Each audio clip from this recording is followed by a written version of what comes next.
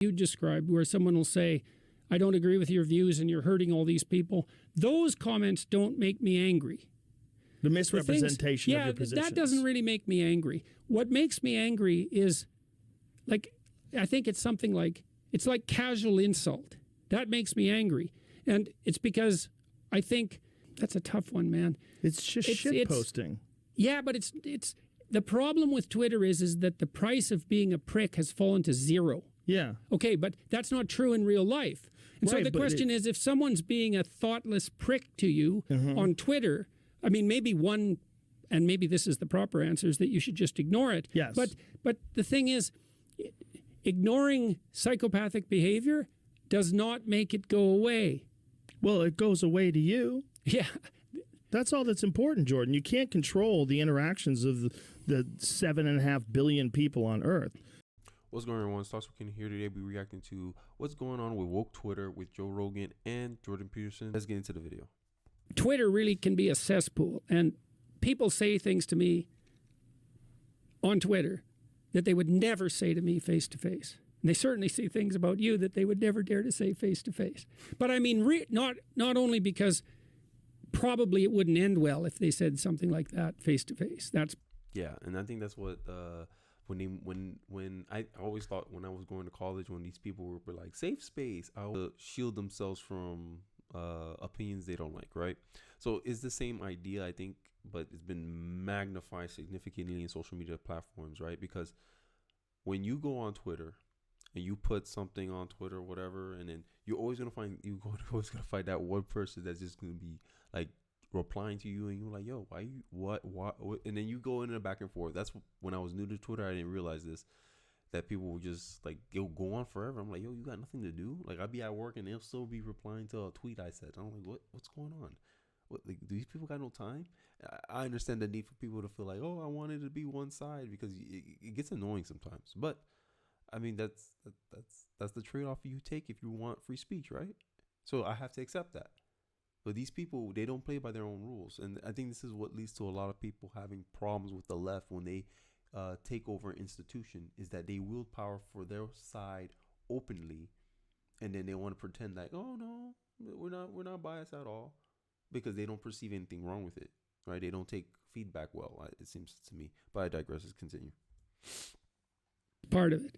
But also partly because people just don't do that face to face. Well, it's, you know what it is? It's talk. So if you are working on an assembly line and you're next to some other guy, and, you know, he brings up Ricky Gervais, and you're like, fuck that guy. That guy's a piece of shit. And he starts saying all these horrible things about the guy. That's just talk, right? Well, this is just talk, but it's written down. First person to say that to me is Louis C.K. He was talking to me about the way people talk on Twitter, because it's just talk. Like, people talk like that all the time. But now when you see it written, you think it is different than just talk, because it's not the way they would talk to you. So if Ricky Gervais visited that assembly line and he was talking to those guys, then they would have to reflect on the fact that he's a human being. Right. Yeah, that's one like, some people see it as a net benefit or net negative, that the fact that there's a lot of anonymity on social media platforms, right? And with anonymity comes separation from, I guess, repercussions, right? If you're a public figure, you can't escape that. Like, people know who you are. You can't escape. So if you say something, people know exactly who you are. But if you're like the common people, like you're just the everyday average person, you can say whatever you want, and you're not that known. A lot of, you know, the good and the bad of it, which is you'll be exposed to a lot more negativity, but a lot more positivity too. But the whole point is, in the social media age, we share a lot more information, regardless of if it's good, bad, ugly, inconvenient. That's it. And this is why I think this is why people are so sensitive now in our cultures, because we're so in tune with social media platforms. We clock a lot of hours on social media, so we're more prone to the negativity, because at the end of the day, that's how our human makeup is. We're more focused on something negative happened than the positive, right? It takes like 5 positive to equal 1 negative experience to the human mind, because negativity is like, yo, that meant that triggers our danger senses. And I think this is why a lot of our younger generation and my generation, the millennials, we want, safe space, because we've been, we clock so many hours on this thing that we're so to negativity that we can't take criticism because I guess we don't live in real life. But I feel like I'm rambling on. Let's get back into it. Right. He's right in front of him. You would never say the things that you, even if he was not an imposing, threatening person, but you would never say the things that you would say to that guy when Ricky's not there. You say the same thing if you're in your car, you know, and somebody cuts you off. That's different. That son of a bitch. That's well, different. it's kind of the same because there's a barrier between you. But you know why? Do you know why they're so accelerated? It's because of the speed the car's moving. Your reactions have to be very quick. Yeah, so you're in a heightened state. Right. It's a completely different. Like people always want to say that. Like no, if people were stationary and they were in cars and they looked over at each other, they would never talk to each other the way they do when they're driving fast. Yeah, that's true. That's true. It's a physiological. It's a physiological condition because you're reacting to potential emergencies. Like this. You're going 65 miles an hour. You're like, hey, you fucking idiot! Yeah. What are you doing in front of me? Yeah. It's natural. It's natural. Yeah, that's a good point. You have to learn to manage that, and that's not discussed or talked to people. People say don't get road rage, but they don't just tell you why you're getting road rage. Yeah. A lot of your getting road rage is just your physiological response to the fact that you're going fast and your body's required to make very quick movements. Yeah. Fair enough. You're in a heightened state because of the speed. That's good. Very different than talking shit about Ricky Gervais if he's not next to you. Right, but it might be akin to what's happening on Twitter because everything is happening very, very fast on Twitter. It is. I wanted to go back to that point with Joe Rogan when he was mentioning that people don't know how to like manage their emotions, and I think that's a good point that he pointed out. Like we're on Twitter, people are not good at handling opinions they don't like, and they express themselves, I believe, very badly on Twitter when someone expresses something they don't like. Right? So there's a guy I follow called Zuby. Shout out to him. And when he posts something, I always love replying. If you look at my Twitter feed, I mostly reply to him. And when he makes his takes about, we just found out that the experts are as clueless about things as us or something, he'll say something like that. And people will get so mad and like, well, they got this degree. What do you got? Like, and I'm like, yo, my eyes. Or I'll say something simple like that, my eyes. And people will like it. Like, it's crazy. Like, these people actually think that because you have a certain pedigree that you can never be wrong. And this is my problem with college too, because college put this finality to learning. Like, you can't learn anything without college. And college used to serve a utility. That used to be a place where you can access information. Now with the internet, information is accessible to anybody. It's no longer behind the gates of a college. So you no longer have information that is only exclusive to college grads. But it's also because people are addicts.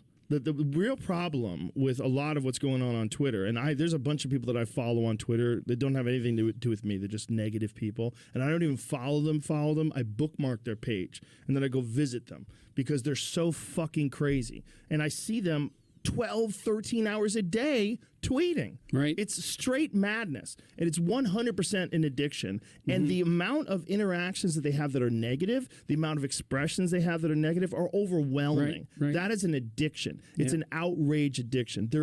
Yeah, I know I keep pausing it, but that is an outrage addiction. My point is I'm sorry, like with cultural appropriation, it's the same thing. It's the same concept. It's like these people are so negative, right? And in their frame of mind, they are surrounding, this is what's wrong with this. This is what's wrong with that. This is what's wrong with this. And then you go into that echo chamber. You don't think you'll have a negative outcome or a default to negativity.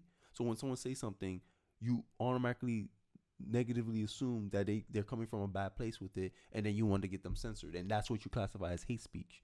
This is why I hate when people use the word hate speech, because it's so generic and vague. You need to give me a specific. You need to give me something observable so that I can look and be like, okay, I agree with you. It is hate speech, or nah, I just think it sounds like you just disagree with the person. You just want them canceled.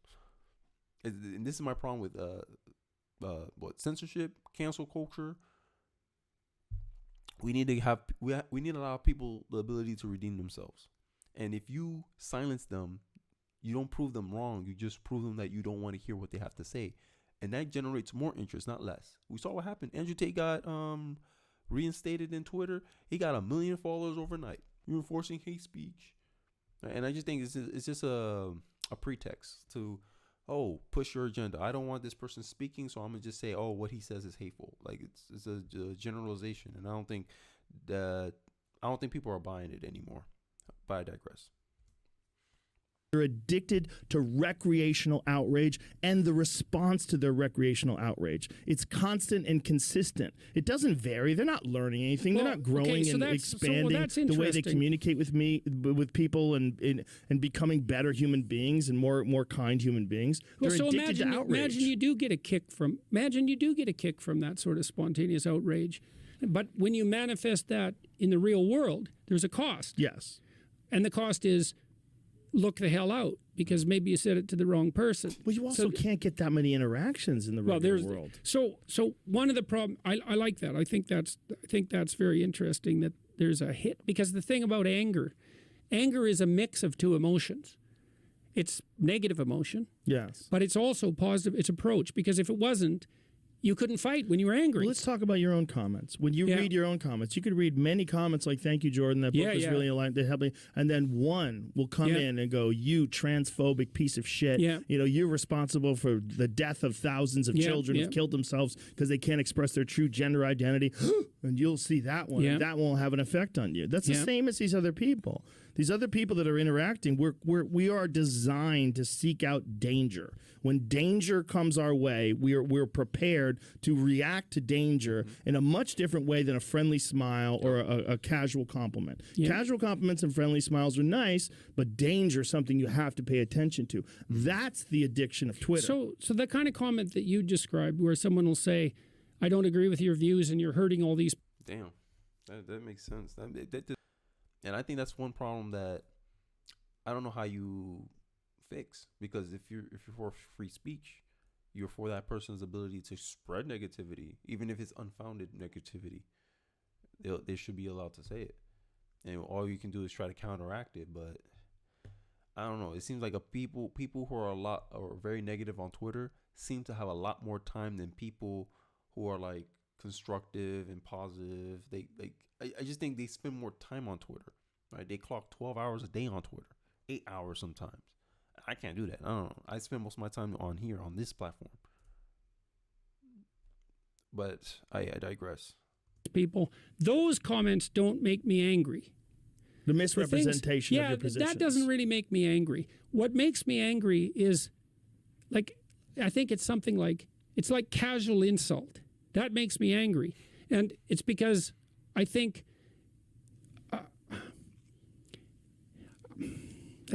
I know what makes me angry. When I first got on Twitter and these people try to associate you with something negative just because you said something else. So if I said, hey, I want transgender books to be banned, then some casual comment like Jordan Peterson will point out will say, oh, just like the Nazis.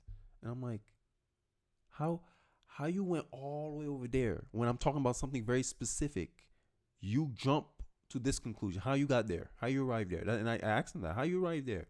Oh, I'm just saying. Oh, okay, I'm just saying. Hitler was an atheist. I'm just saying. So does all atheists mean? So just because you share something common with someone evil in the world, that means you are for that person? That's a question I asked them. Oh, no one brings that up. Oh, I'm atheist. I don't believe in God. I don't need no book for my morality. Okay, you're just like Hitler. Imagine I said that. If I'm arguing an atheist and I said that's an atheist, everyone will be like, "Oh no, you mischaracterizing." Oh, and you'll say the same thing I'm saying. But because I want to ban a specific book for a specific reason, you don't want to argue my specific reason for banning the book. Instead, you just want to label me a Nazi. Crazy. And you see the real nature of people. People out here, all these people, oh, I'm so good, I'm so virtuous. This is why I said that, hey, look, I know humans are flawed. I know we're tilted to do what's in our best interest. And if we know that we can do an action without no repercussions, we'll do it. Or at least we'll be tempted to do it. And it'll take something higher than us to abide by. Either that's principles, stoicism, or God, a moral framework. But if you're like these people, atheists and circular, you're only accountable to Mr. over here, like yourself. And if you know you can do something with no repercussions, you're gonna do it. I'm just saying. It's a tough one, man. It's just shit posting. Yeah, but it's the problem with Twitter is that the price of being a prick has fallen to zero. Yeah. Okay, but that's not true in real life. And so Right, the but question is, if someone's being a... Oh my god! Hey, sorry guys, I didn't mean to pause just to laugh. I think I was going to say something, but I think that sums it up perfectly. The cost of being a prick is zero, and that's true. Now, I don't want anonymity to go away, right? Because then certain people will get doxxed, certain people will get attacked, right? Libs of TikTok experience this. I believe anonymity is good, but man, them swarms, bro. I think that's the biggest problem in Twitter. It's like, I don't know if those are bots. I don't know exactly what they are. Give me your thoughts in the comment section. I wonder what you guys' thoughts on Twitter, social media in general. Is it a cesspool for negativity? Let me give me your thoughts in the comment section. A thoughtless prick to you on Twitter. I mean, maybe one, and maybe this is the proper answer, is that you should just ignore it. Yes. But the thing is, ignoring psychopathic behavior does not make it go away. Mm-hmm. Well, it goes away to you. Yeah. That's all that's important, Jordan. You can't control the interactions of the 7.5 billion people on Earth. I agree. But you can control how you interface with them. Yep. That's the difference. And if you continue to... I know people got mad. I'm sorry. Sorry, I paused it. People got mad with the verified account thing because the verified people got mad about the verified account because they were getting response from like regular people, and people were saying, "Oh, you're being elitist" or whatever. And I think that this is like what Joe Rogan pointed out is they can't filter through all that, so they like controlling all that because that's a lot of information. I'm sorry. I think we processing a lot of information that a lot will fall through the cracks. So I think a lot of verified people use the verified tab to like just filter out, say, okay, notable people, I'll reply to them because I know that's too many messages on the other tab. That's why I think they focus so much on the verified account. I don't necessarily assume that they think, oh, I'm an elitist, I'm better than you, I'm only gonna reply to verified people. No, I just think they say, hey, like my time is valuable. Who's worth it to reply to? Now, obviously, it'll be fine to reply to comment section. It's fine. But I'm just saying there's a lot of information that you get at once, and you're only one person. And you have to be able to control, like, find a process, a way of dealing with all that information. And sometimes you can't expose yourself to too many negativity, or else you're going to drive yourself crazy. I learned that the hard way. But, hey, I digress.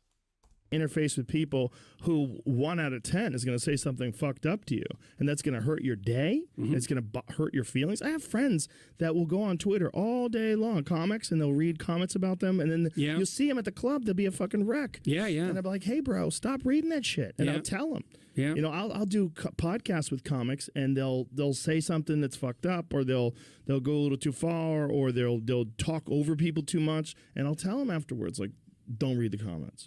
Just stay the fuck out of the comments. They never listen. They never listen. It's impulsive. You want to know. You look at it. You got to learn how to... Well, it's also the case that people, it's not all bad that drives people to that too, because someone who's immune from social criticism is a psychopath. Yep. And so you want to be open to feedback, Yes. And so I'm not discounting what you're saying, and Twitter in particular is hard to deal with. I read YouTube comments, thousands and thousands of them, but that's a different game. It's more men. Well, it's also almost all the comments on my YouTube channel are positive. It's Really? like 99%. That's interesting. Unless we're talking about political issues. Yeah. I found that Political, like even me in my personal production of content, I noticed that if it's cultural stuff like this, it's overwhelmingly positive. Political stuff is like that's where I get the most negativity from my videos. Right, it'll be like 66% positive, and it's very like at the end of the day, like half the country disagree with what you have to say if you're doing political. This is why a lot of content creators stay away from hard political stuff. I you know me, I'm very confrontational by nature, so I like just like putting that stuff out there because I want to get my thoughts out there and see where people stand, what ideas or what I missed. Because sometimes when someone disagrees with you, they bring a different angle to what you're missing. Because at the end of the day, I'm human, bro. I only got these two eyes, bro. I don't have eyes everywhere. My attention can't go everywhere. So obviously I know I'm ignorant to certain things, but I express my current opinion at the time. And if someone comes with information that disproves what I claim or shows is a better solution, I'll adopt that, right? And my politics is not necessarily tied to a party. It's tied to my belief system. And then I believe my belief systems dictates what party I'll vote for, right? If I have a belief system that, hey, me as the individual is more, can manage my resources better than the government, whatever party is more in line with that thought is the one I vote for. But people, I think I always said this point, but I think people lost sight of, hey, the politicians work for us. We don't work for the politician, but I digress. Like, we look at politicians as leaders, celebrities now. You got AOC out here looking like she's more interested in becoming a social media influencer than actually do her job in government, but people still vote her in. So you're still incentivizing her to do the same. She's like, oh, I'm doing a good job. People are still voting me in. That's the benefits of, I guess, winning in a Democratic stronghold like New York. But let's wrap up this video. The YouTube comments were the first things I stopped reading because they were so negative sometimes, and then so disproportionately angry about takes on certain subjects and the way they would, exaggerate interactions with people and make it seem like these were horrible, horrible, aggressive exchanges when they weren't.